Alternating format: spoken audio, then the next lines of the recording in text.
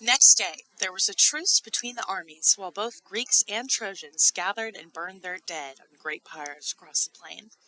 And in night and day that followed, the Greeks built a wall of turf and stakes all along the landward side of their camp, with a ditch before it deep and broad enough to overset any chariot that tried to cross it, and strong gates with shooting towers on either side. With the first daylight, the fighting began again. And all that fierce and weary day it surged to and fro.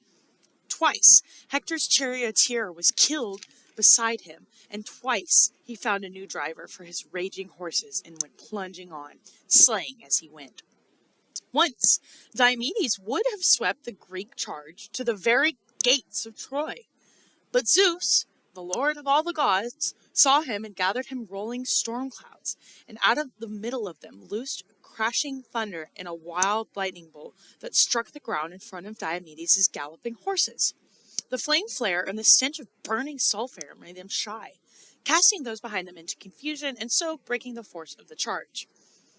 By the day's end, the Greeks were back to their bank and ditch again, with nothing but their ships in the tide line behind them, and despair tightening on their hearts. That night, for the first time, the Trojans did not retreat within the safety of their walls, but unyoked and tethered their horses, and sent into the city for wine and food. They built great fires on the plain, as many fires as there are stars in the sky, and 50 men encamped round each, eating and drinking, and listening to the music of flutes, while the horses munched white barley fodder.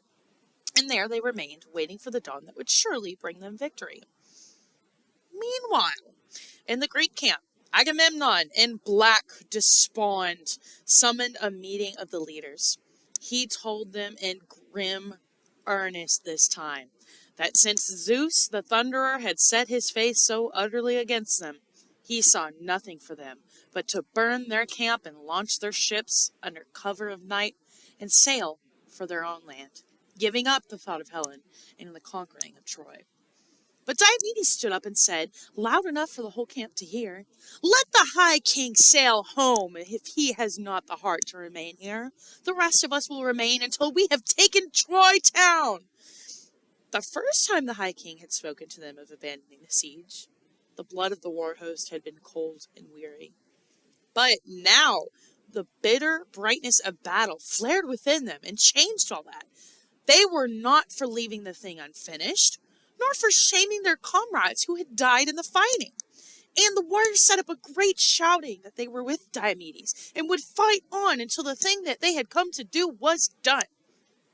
And the ancient King Nestor, always the wisest of the council, got up in their midst and said that the time had come when they must seek at all costs to win back Achilles to fight in their ranks once more.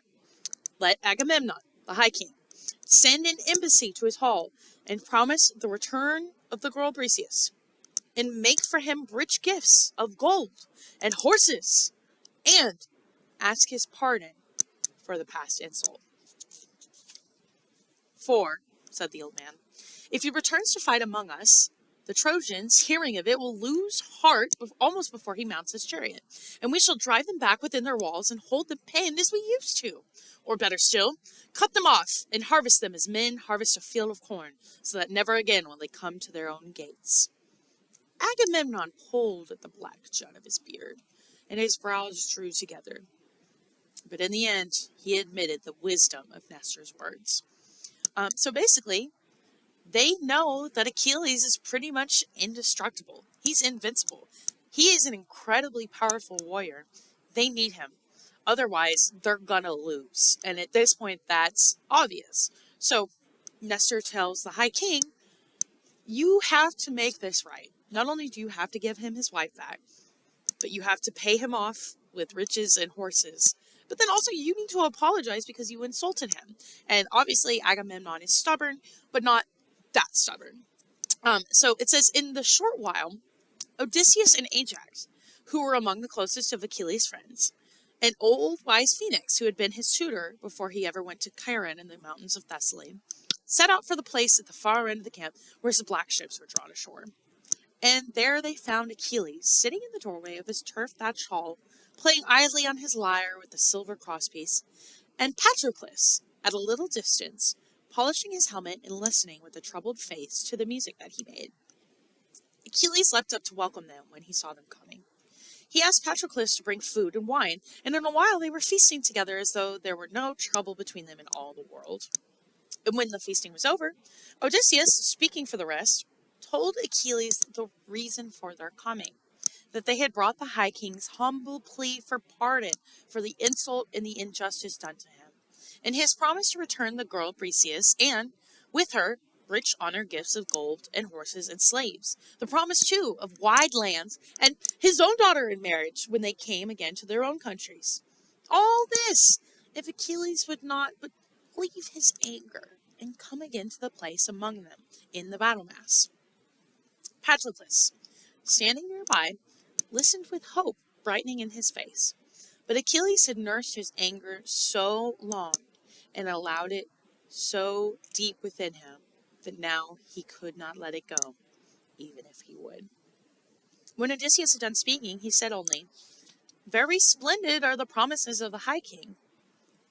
But what reason has he ever given me to trust his promises, that because of them I should put my life, which is the only life I have and sweet to me, in black peril? I'd rather run my ships down into the water and sail homeward on the morning tide than follow such a king as he." And he kicked at a spitting pine log that had rolled half out of the fire. "I care nothing for the High King's gifts, and if ever the time comes, I will win for myself a wife of my own choosing." Then Phoenix spoke up, and the old man was near to tears. "When you were a child, I tried to teach you to be a man great enough to master your own anger and to forgive when the time came for forgiving. Until now, with the wrong against you still unrighted, it was proper that you should hold to your anger. Indeed, honor demanded it. But now the High King is ready to make amends. Now he asks your forgiveness and sends words of peace to you by men who are your dearest friends. Now the time has come to lay your anger by and return to your comrades in their desperate need." And Ajax added his own word. Maybe it would have been better if he had not to, saying that it was all because of one girl and the High King was ready to give her back and all else besides. But Achilles said only, "Ajax, Odysseus, Phoenix, my friends, go back to Agamemnon and tell him this. I will not fight until great Hector sweeps the Trojan charge right to the prows of my own black galleys. Then and only then I will give him work for his spears."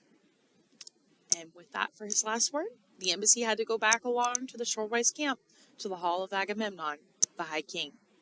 Okay, so Achilles has decided not to fight for them, even though they have apologized and basically begged him because they need him.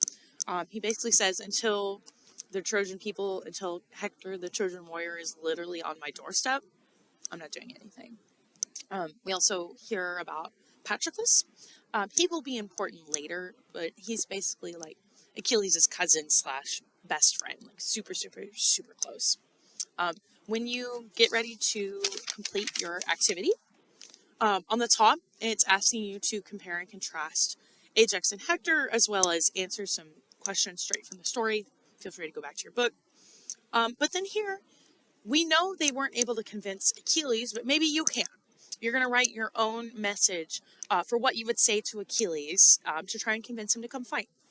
If y'all have any questions, let us know, and I'll see you in the next chapter.